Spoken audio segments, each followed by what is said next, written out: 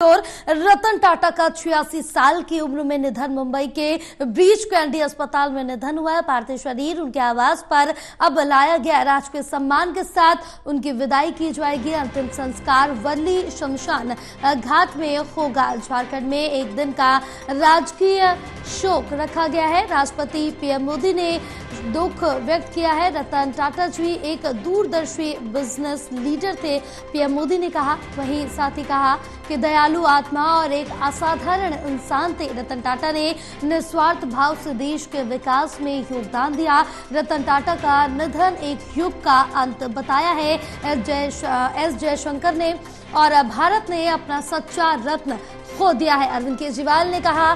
तो इस तरह के जो प्रतिक्रिया है वो दिग्गजों की तरफ से सामने आ रही। सभी इस समय शोक में डूबे हैं। पूरे देश में शोक की लहर दौड़ गई है। रतन टाटा के निधन को उनका जाना एक युग का अंत बताया गया है। एक युग का अंत कहा गया कि भारत ने अपना असली जो रत्न है वो खो दिया है। क्योंकि इस बीच अगर बात करें तो रतन टाटा एक बड़ी संपत्ति भी छोड़ गए। एक उनकी संपत्ति का बड़ा हिस्सा दान में भी जाता था। उनको बड़ा दानवीर भी कहा जाता था, क्योंकि वो अपनी संपत्ति का एक बड़ा हिस्सा दान में दे दिया करते थे। आपके किचन से लेकर आसमान तक हर जगह टाटा ग्रुप की जो चीजें हैं वो इस्तेमाल की जाती थी। एक बड़ा नाम, एक बड़ा ब्रांड था जिसका आज अंत हुआ है। एक युग का अंत बताया जा रहा है रतन टाटा के निधन को।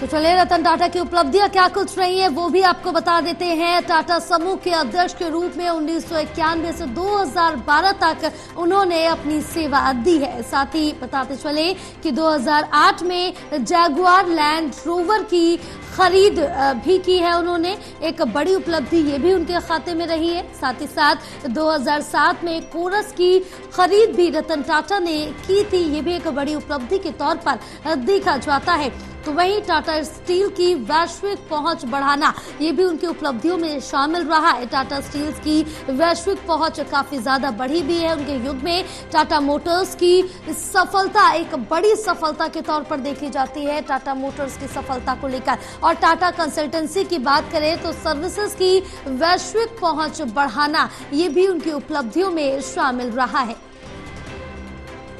टाटा समूह की वैश्विक ब्रांड वैल्यू में भी वृद्धि हुई है और एक बड़ी वृद्धि उनकी उपलब्धि के रूप में भी देखी जाती है।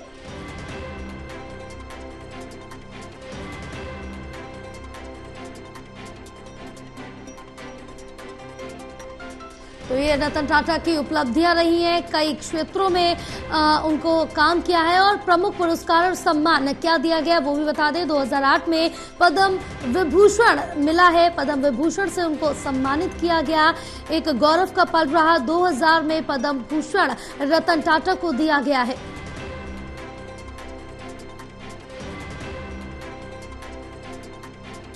2009 में रहे honorary knight commander of the order of the British Empire. 2009 में रहे हैं, एक ये भी सम्मान का पल रहा है। 2012 में इंटरनेशनल हेरिटेज फाउंडेशन का लाइफ टाइम अचीवमेंट अवार्ड भी रतन टाटा को मिला है।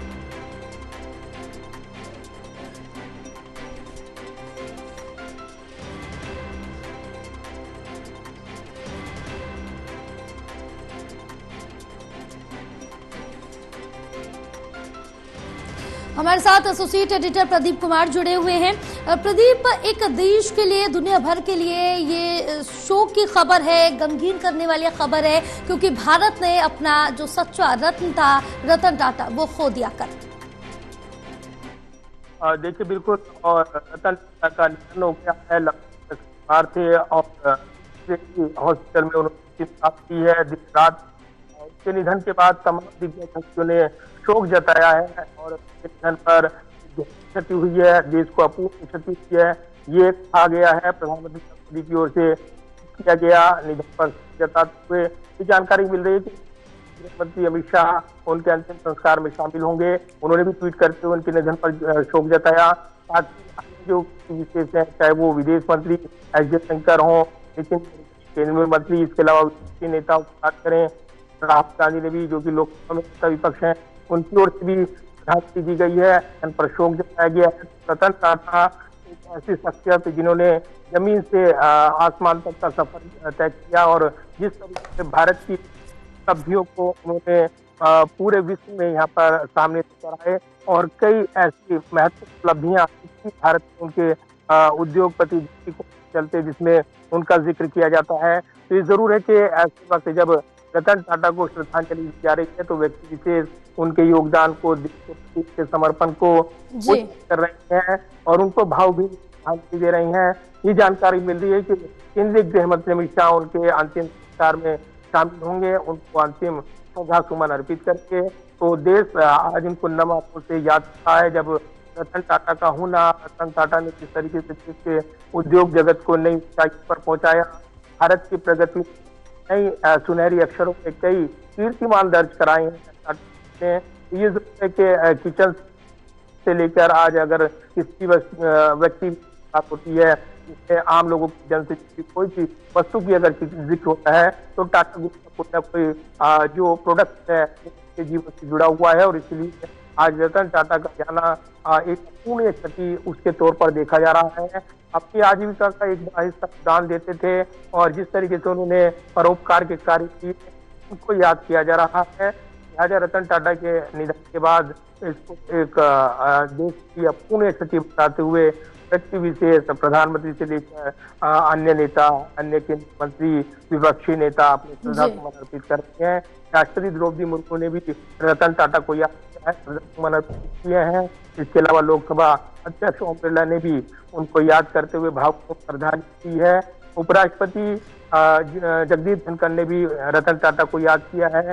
देश के योगदान में उनके अस्मरणीय योगदान को याद करते हुए उन्होंने श्रद्धा सुमन अर्पित किए हैं। अन्य नेताओं ने भी व्यक्ति विशेष भी उनको याद कर रही हैं, श्रद्धा सुमन दे रहे हैं। तो आज रतन टाटा का जो जानकारी सामने आई उसके बाद हर कोई गम है उनको याद कर रहा है। बिल्कुल, बहरहाल आप हमारे साथ बने रहिए, आगे भी आपसे जानकारी